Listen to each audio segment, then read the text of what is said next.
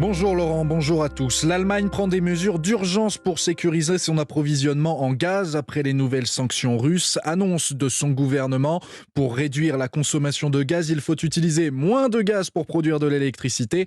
À la place, les centrales à charbon devront être davantage utilisées, déclare le ministère allemand de l'économie.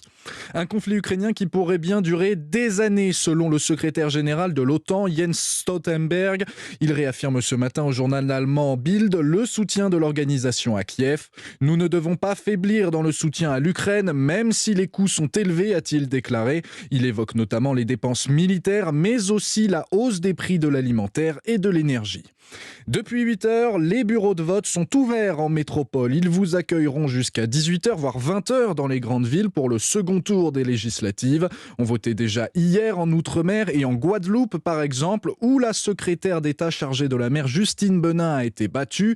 Selon la règle énoncée avant l'élection par Emmanuel Macron, elle devrait donc quitter son poste au gouvernement. Le pic de chaleur s'atténue, fin de la vigilance rouge canicule dans les 14 départements concernés. Aujourd'hui, 50 départements restent en vigilance orange, canicule ou orage. Cela concerne une diagonale partant du centre jusqu'au nord-est. À Canjuers dans le Var, l'incendie provoqué par un tir d'artillerie dans un camp d'entraînement de l'armée est toujours en cours. Il a déjà ravagé près de 600 hectares de végétation. Autre phénomène climatique extrême et un drame hier sur la côte normande. Soudainement et pendant une vingtaine de minutes, de violentes rafales de vent ont balayé les plages. À Villers-sur-Mer, dans le Calvados, un kitesurfer a perdu la vie. 3 autres personnes ont été légèrement blessées par ce phénomène imprévu. Plus d'une soixantaine d'opérations de secours ont été menées pendant la nuit selon la seule préfecture maritime de Brest. Petite révolution pour Apple. Aux États-Unis, les employés d'un magasin de la marque à la pomme ont voté pour la création d'un syndicat. Une première pour l'entreprise qui a jusqu'ici toujours réussi à décourager les tentatives de syndicalisation.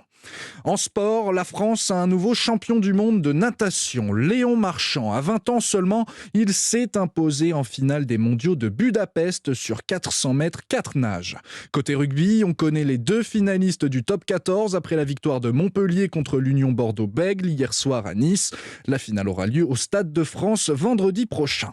Un peu de patience pour le Grand Prix de Formule 1. Il se tient à Montréal, au Canada, et sera donc à suivre à partir de 20h, heure française. Et puis, quintet du jour, direction Chantilly cet après-midi.